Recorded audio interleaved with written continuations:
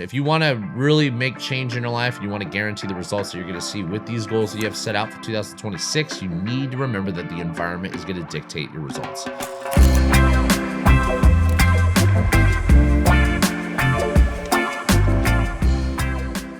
All right, what is up? Episode 24, Pursuit of Balance. Merry Christmas. Probably by the time you're hearing this, is going to be during that little holiday break for most of us, either Christmas or New Year's by the time you're hearing this. So I want to cover one that I normally like to touch on with the team. I do this during our annual kickoff meeting. I do this with clients in the beginning of the year. And more importantly, with you guys, I want to kind of share the importance of why you should be doing this, which is the planning side, right? Which is setting goals and building systems, and what are the things that are going to help you kind of guarantee seeing results in coming into 2026 and just not be another New Year's resolution that falls off the plan. So when you think about New Year's resolutions, I always used to make fun of them a lot because I'm like, yeah, these are just like these fake temp goals that most of us put in place just to kind of feel good about ourselves. And the unfortunate part is most people are going to fail. Over time, as I've gotten older, I started to realize that I'm like, when I get into December, it's always funny, in the industry, kind of like an inside joke that I say to the team is I'm like, when Halloween happens, just buckle up. It's just going to get a little slower, right? Attendance is going to drop. People are going to be traveling. Everyone's in and out. And then even the motivation for yourself. I think naturally, when it's cold outside and it's the holidays, you're kind of just in a mood where it's just productivity is lower on the totem pole as far as priorities of life go. So I think coming into 26 or coming into any new year, I'm sorry, it's a natural thing that it's just kind of a feeling because when you're going through 1, 2, maybe even 3 months, or even some people, it could be most of the year, fuck, I just never really gotten track. It's a normal thing to kind of feel like January 1 is my reset, right? Kind of like the Monday of the week, right? It's it's a fresh week, it's a new week, we're starting over, right? So learning how to find these kind of priorities for how do I actually build something and set something correctly that allows me to be more successful with my goals, right? So I wrote down a handful of things, and I'm gonna kind of just go from the top, right?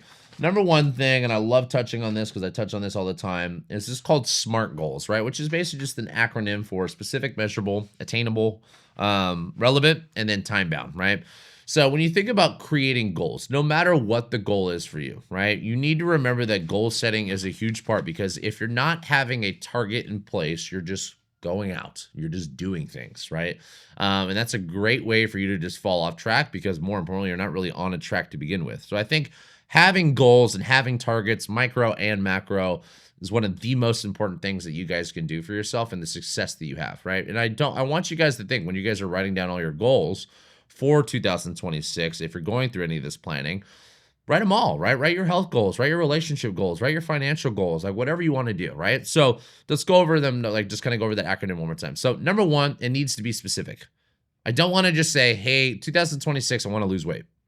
It's 2026, I want to lose 15 pounds, right? It has to be an actual target because when it's very vague or it's gray, you're leaving yourself the opportunity to fail because you never really had a actual true target. You had an area that you were shooting for. I want to lose weight. I want to go that direction. I heard this actually on a podcast. It was pretty, it's kind of not really has anything to do with today, and the guy was like, entrepreneurship, the reason why it's so hard for so many people is because it's kind of when you go out run a marathon, 26.2 miles, you're done, right? In entrepreneurship, you're just going to run. Just go run. You don't really have an end. You don't have a finish line. You just got to keep going. Just got to keep running. And I was like, that's actually a good point of view. It's a good perspective on it. But I think about this with this stuff, right? A lot of times we just have these very vague goals of I want to be richer. I want to be leaner. I want to be this. Find the actual target because then it gives you something specific to work towards, right? Number two, which I always say you got to kind of, with everything you're doing, you have to be really diligent about this because it has to be measurable.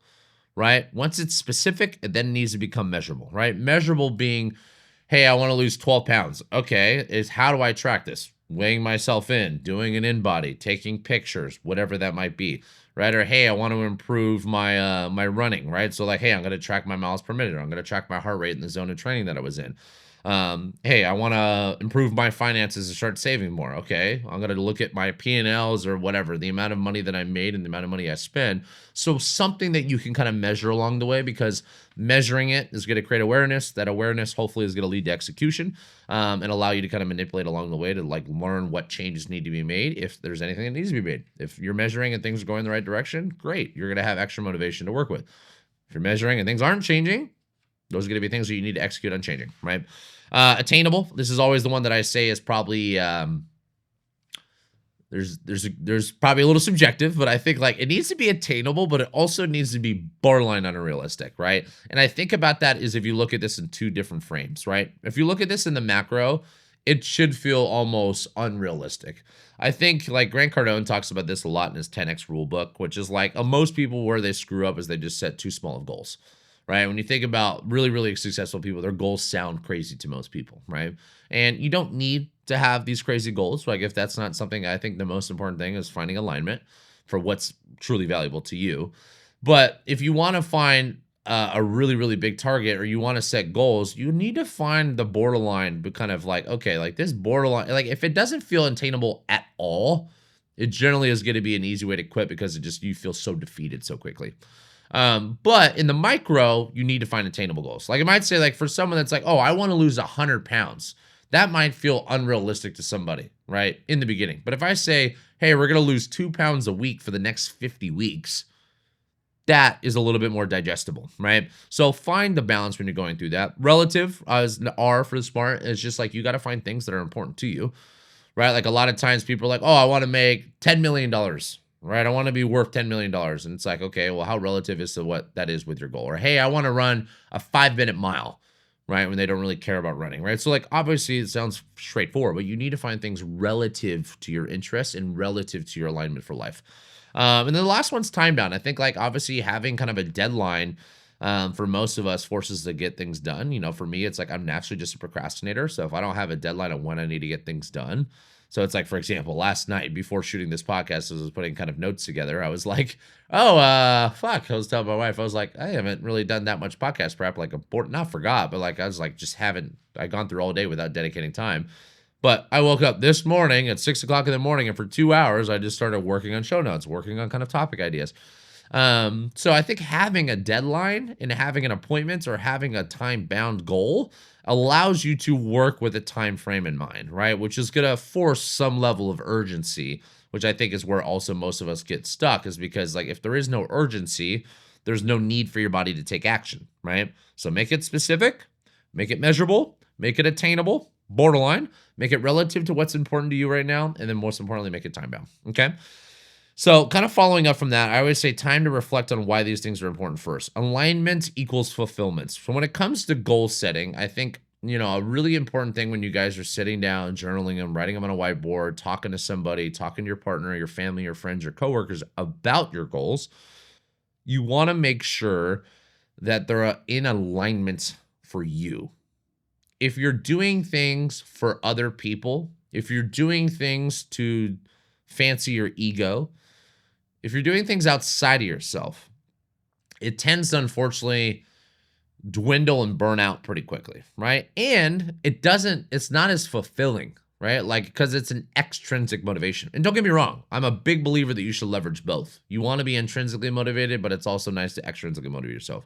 It's like, for me, it's like, when I think about training, I think I touched on this last week's episode. It's like aesthetics for me are important. Like I want to look good. Like I want to do it for myself because I feel confident when I look good, when I'm leaner, when I have more muscle, you know, when my training's good.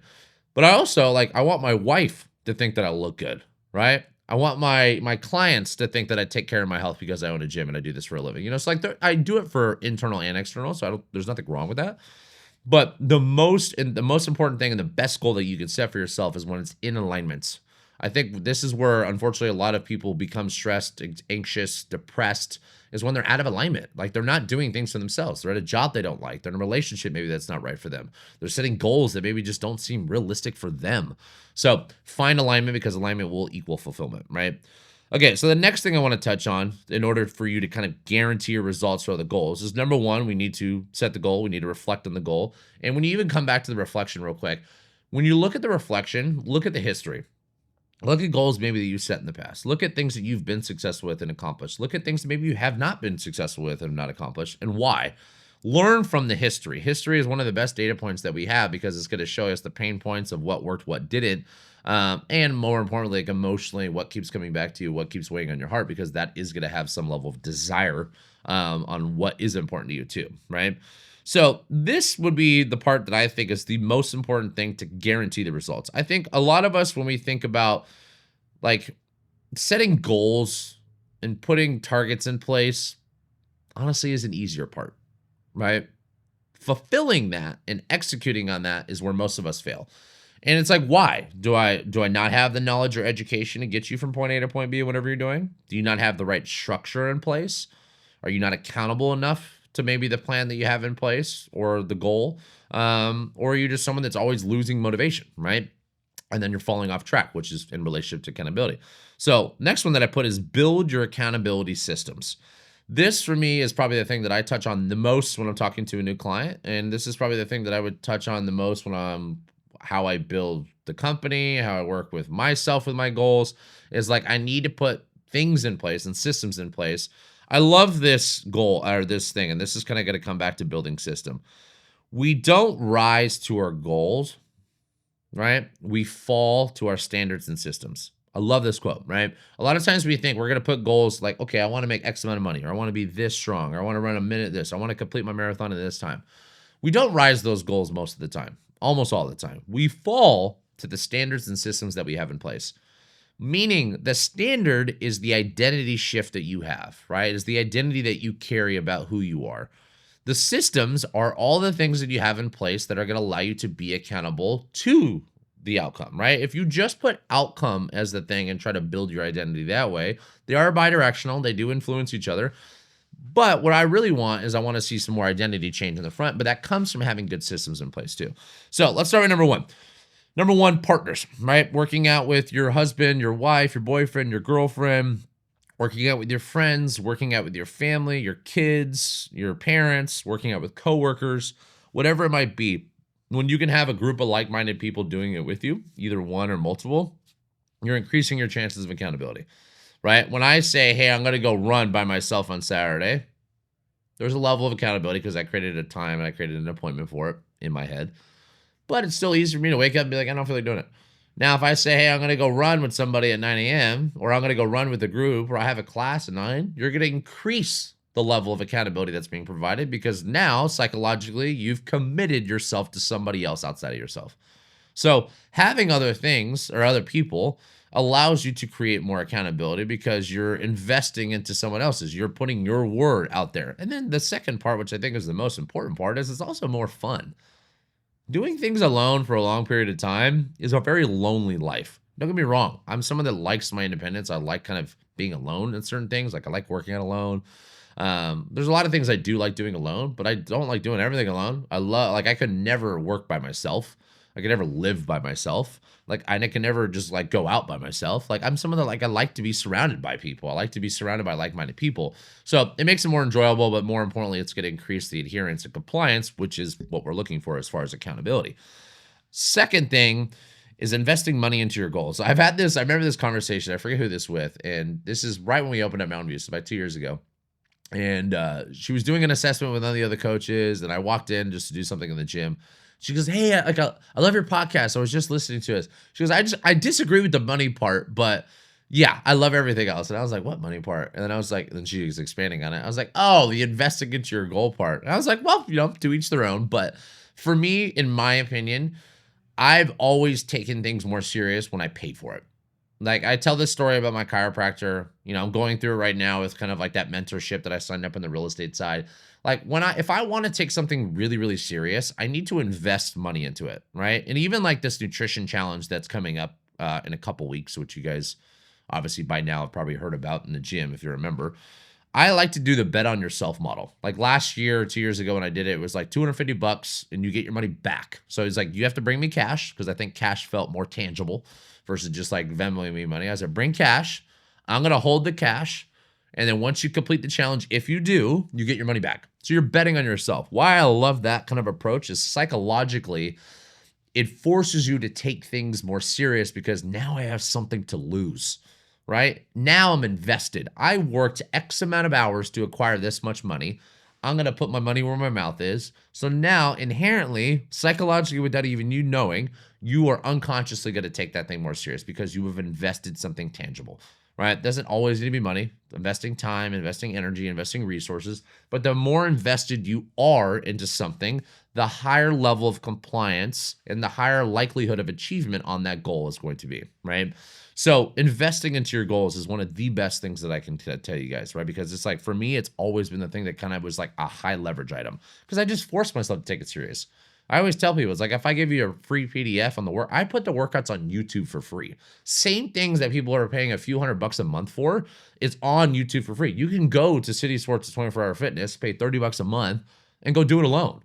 So like a lot of times it's not the structure and the knowledge that really gets you to your goal. It's like that's the accountability of having somebody there, making it more fun, doing it correctly, whatever it might be.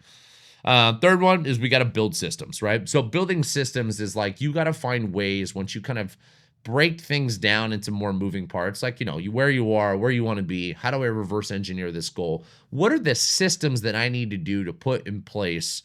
What is the sleep schedule? What is the time that I need to be in bed? What is the time that I need to wake up? What is the hours that are most likely for me to work out so I can block off my calendar consistently so I make sure that's dedicated time? What days is most realistic for me to go grocery shopping so I don't eat out so I can start to cook food? Where like maybe I buy meal prep containers so I can actually start to meal prep and I increase the likelihood of me bringing food to work, right? Or maybe I do whatever. I can go on and on about this, right? Systems for finances, right? Like are you using apps or things like that to track your P&Ls, like how much money you're making, how much money you're losing, how much money you're putting away for saving or investing. You got to have more things in place because the more systems you have in place, the easier life will be. I would say for me, as far as like business goes, it's probably the thing that I've really been trying to work on the most. And I'm still so far away from where I want to be. But I know the better the systems are, the easier it is for me to acquire anybody, but ideally finding good talent and plug them into a system that I know works versus like me trying to make it dependent on myself or me trying to make it dependent on that person being a really, really good coach, right? It's like the better the system is, the better the onboarding, the better the education, the better the structure of how things are ran, the easier and the more likely it's going to work, right? So building systems is a big part. Tracking and measuring systems. So kind of doubling down to what I was just talking about.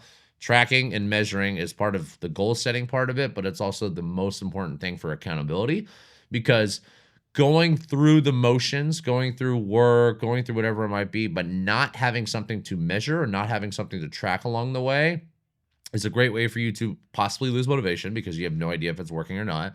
And it's a great way for you to not really know if things are working or not to even make changes if you need to, right? So it's like, for me, it's like, work-wise, it's like I have manager meetings weekly, and we go through the weekly recap of total sessions, your check-ins, our personal training, our show rate, our close rate on assessments. With me, it's like I'm tracking my Whoop daily. I'm tracking my food. And it's like I'm tracking my blood now. Like I track finances personally. Like there's so many things that we can track, but the tracking the measurable, I think like that awareness is going to make life a lot more accountable for you, right? Public accountability. This is an underrated one for me because I think a lot of people under leverage this because sometimes we're afraid to say it out loud, but that is why I like public accountability. Like when I do team meetings, my little annual meeting that I do at the beginning of the year with the team, I like the team to share their goals, personal and work, out loud. Because I think it's good team building because we want to be able to support each other as a team, like because this is a team sport and this is a family. And I want to know what you want to work on so I can help hold you accountable. But also too, there's this like unconscious knowing that like psychologically, if I say it out loud to other people, there's an interesting thing that like we get kind of some level or the same level of dopamine just by telling people what we're going to do as we do actually achieving that thing and working towards it, which is interesting because a lot of people that you say are like always talking about big things and the next thing, and like we all have friends like that always have the next big thing coming.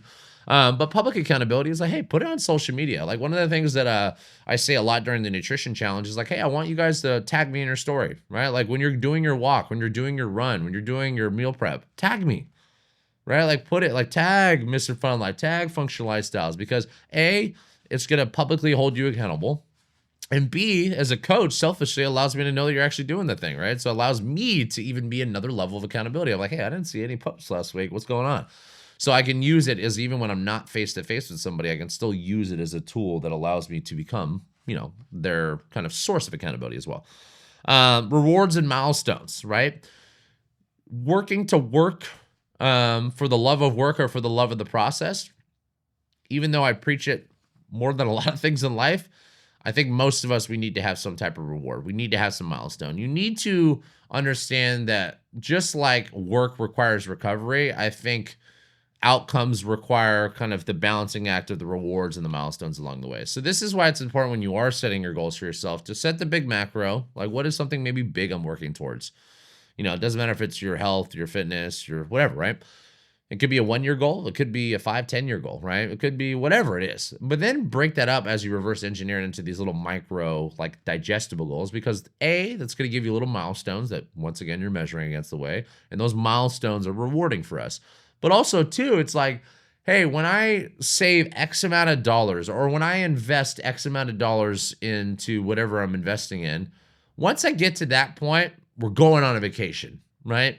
And sometimes the reward of the milestone sounds counterintuitive to people. It's like, oh, like I've been so good with my diet, so I'm going to go cheat on Friday night, right? And I think like there's a balancing act to that. I don't disagree with that. I think the idea of having a cheat meal, if you are really dialed your diet, is sustainable, right? But to only do it for the reward, that's where sometimes it can be a little bit of an unhealthy relationship. So I think like understand yourself as the individual is like how are you going to best respond to certain things like that? But having those rewards, having those milestones along the way, like and I think it's just like allows us to kind of know what we're working towards. Like, where is the finish line? But like, how close am I getting?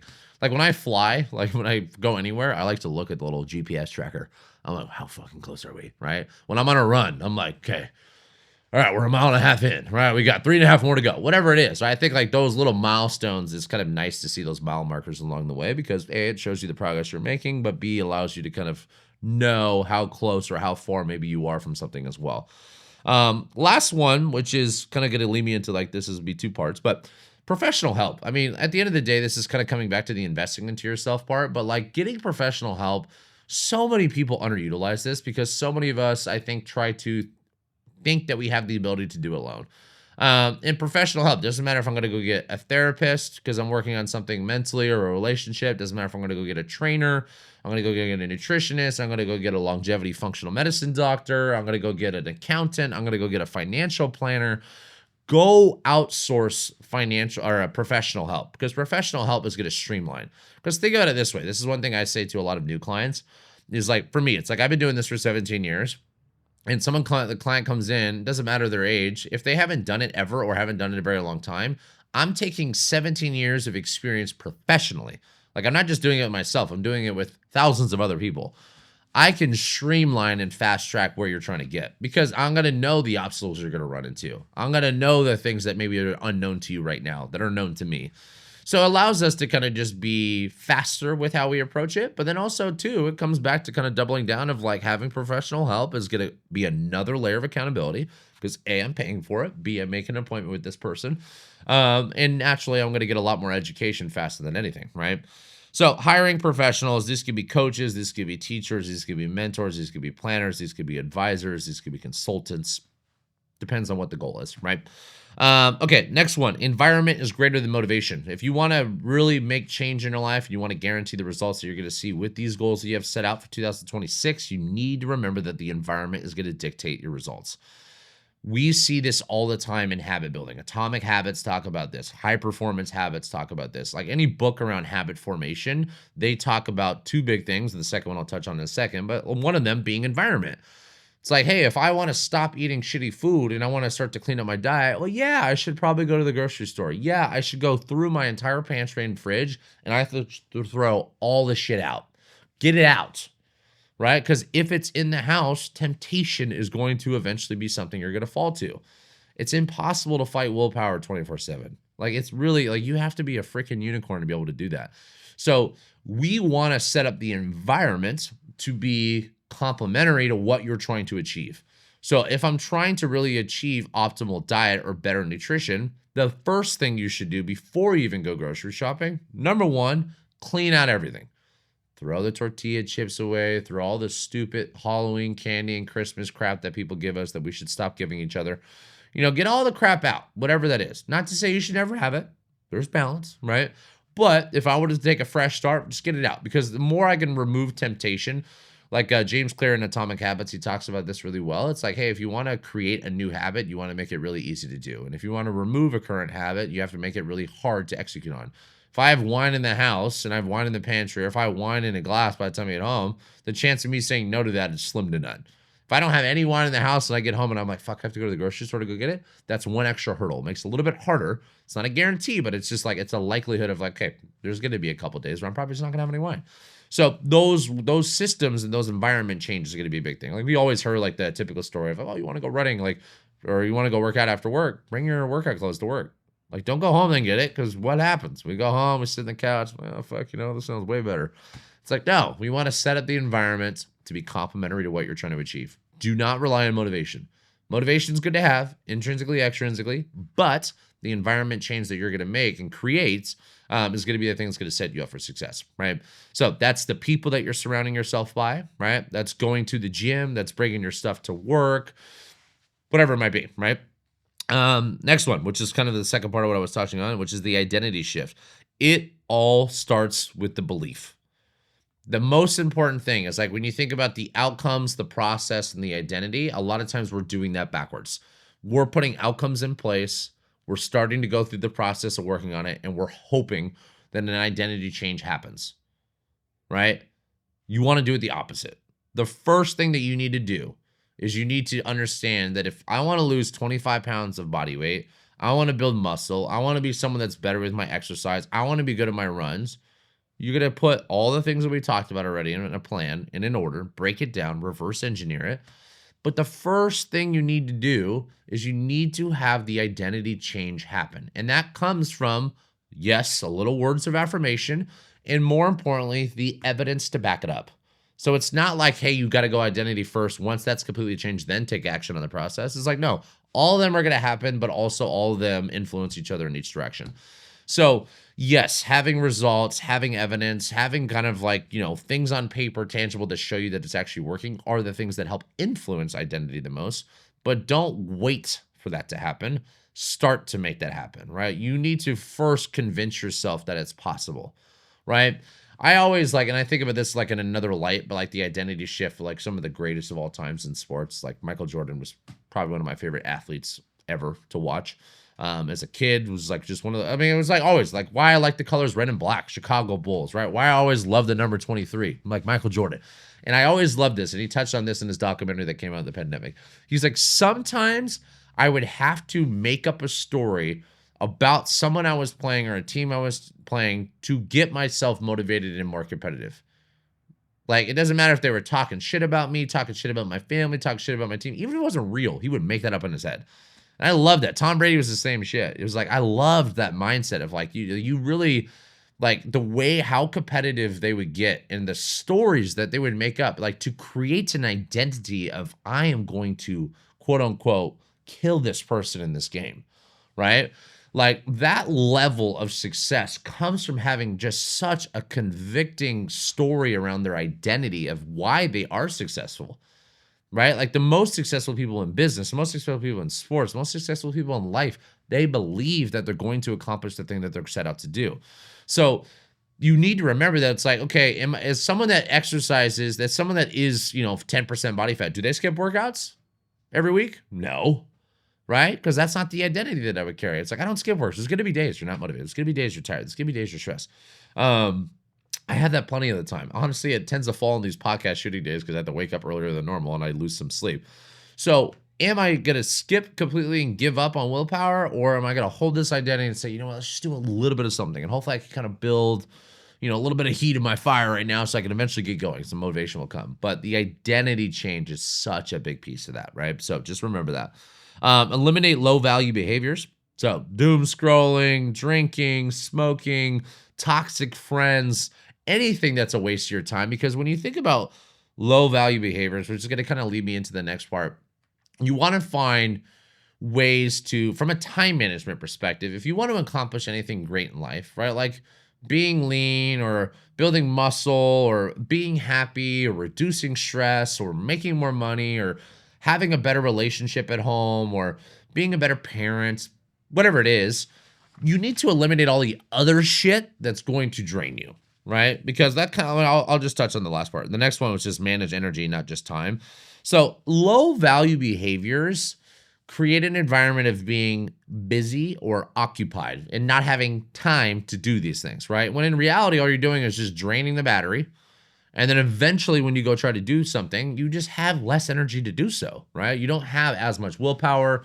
You're kind of just feel like you're kind of moving through the motions. So, the more that you can kind of eliminate the distractions around you, which is something I've touched on before, the more that you can kind of manage your energy, not just time, the better off you're going to be. So when you think about kind of what we're talking about in today's episode, the biggest kind of tip I can give you all is anything maybe newer that you're adding to the life or the routine, try to do it at the beginning part of the day. Try to or if you're someone that doesn't have the ability to do so, find it and put it in the most realistic part of the day. Right? Like, I'll give you an example. My wife overworks and works way too much, and I'm trying to get her to quit her job, so hopefully you guys can help me do this. But one of the things that I've noticed with her, and this is what makes her such a great worker and employee, and probably why all our manager and bosses never want to lose her, is she'll overwork. She'll think that she does not have the ability to go work out. She thinks that she doesn't have the ability to go on a walk and take a break. She's like, I got so much work to do, I just need to do it. When in reality, I know every manager or boss that would ever talk to her would be supportive of, like, fill your cup. Go do things that make you happy so you're not burning yourself out here. For me, it's like she's working her way to burnout, which is going to help me selfishly because eventually you'll quit quicker. But a long-winded story way to say that, like, managing energy and managing your priorities, that comes back to the reflection part of what are you prioritizing in your life. A lot of times we're prioritizing the wrong things. We're prioritizing hanging out with people maybe we shouldn't be hanging out with as much, prioritizing time on the TV to watch the new Netflix documentary or Instagramming or TikToking. You know, we're prioritizing our work and working 10 to 12 hours a day, and you're sacrificing your health. You're sacrificing the relationship and the quality time that you have with people that do matter. And at the end of the day, the only thing that matters in life is that. It is your well-being. It is how happy you are. It's lowering stress. It's lowering anxiety. It's lowering depression, right? It's improving the way you feel. It's improving the relationships that you have with your parents, your siblings, your cousins, your friends, your significant others, your kids. Like, that's the most important thing in life. And if you're sacrificing that by wasting all your time on these low-value distractions, not to say work is low value, don't get me wrong, but that's where the idea of presence is going to be the best thing. So when it comes to the planning side of how can I best guarantee the results, which is today's episode, put it in a more realistic time frame, right? So it's like, for me, it's like if I want to be consistent with my reading, I know I have to do it first thing in the morning. The only way I can read is if I do it first thing in the morning. I tried at night, it doesn't work for me. I can't do it in the middle of the day because I just get too distracted. So for me, it's like, cool, I do it first thing in the morning. When I go on my runs on the weekend, I do it first thing in the morning. Yeah, sure, I'll wake up, have a cup of coffee, I'll take my time in the morning, but I don't do anything else in front of it. I was like, I'll just go run first because I get it out of the way, right? For me, exercising during lunch is easy because it's in my schedule, it's consistent, it's structured, and you got to remember, exercise doesn't require me discipline because I enjoy it. Some of you listening to this, it might require a lot more discipline because it's not enjoyable. And I heard that quote, and I love that. It's like discipline, when you're doing things and you think you're disciplined, but you enjoy them, that's not discipline. Being disciplined is doing the things that you don't want to do, even if they're boring and even if they're not fun, right? And that's hard too, because like we want to improve discipline, but that comes from just repetition and evidence to build the identity that we are someone that is disciplined. In order to be disciplined, like I mentioned earlier, it's an identity change, but it's also evidence that you're doing so. So I hope that helps. I want to kind of just like give you guys some frames to work with on like how can I guarantee the goals that maybe you have set out coming for 2026. Reflect back on 25. What did you accomplish? What did you not accomplish? What did you do well? What are the things that you would have loved to change about this year? Now moving forward into next year for 2026, what can I do to help guarantee my success, right? And make sure that they're in alignment for what makes you happy, because alignment equals fulfillment, right? So write down all these things. Write them all, right? Your health goals, your financial goals, your relationship goals, your life goals. Make them macro, make them micro, whatever you want to do. Put them in a hierarchy, reorganize them. What's the number one most important thing to me and why, right? Ask yourself why, because the why is going to bring out the emotion, right? Then write them down in order, right? And then reverse engineer tangibly, how am I going to actually break down this to be a realistic thing? Something that I can measure, something that's attainable, something that's time bound, all the stuff that we talked about today. And then most importantly, what are the accountability systems and systems that I need to put in place so I can actually achieve those things? So that I can change my identity, I can change the standards that I have for myself, and I can hopefully guarantee the results, right? All right, guys. Well, that was a good 2025. I'm excited to see you guys in next year. My goal for next year, just to give you a quick little podcast one, I want to keep the podcast going. I would love more input. I'm getting some good feedback on some responses when I send them out, but sometimes I'm like, am I talking to myself? There's people out there, so the responses do help me, right? The reviews, the comments, like all that stuff makes me feel good. So selfishly, I'd love for you guys to give me feedback too on what you like, what you dislike. And a big goal for me in the podcast is I want to start bringing some guests on. Something I talked about right when I launched episode or season 2, and here we are 24 episodes in and I haven't done it yet. So I have 3 or 4 people already that I've been in talk with. So I want to start maybe bringing like one a month, like try to bring on like a guest. And I want to kind of keep them in alignment for what we're talking about, right? People, mobility specialists, strength and conditioning coaches, coaches of sports, nutritionists, stress management, sleep doctors, things like that.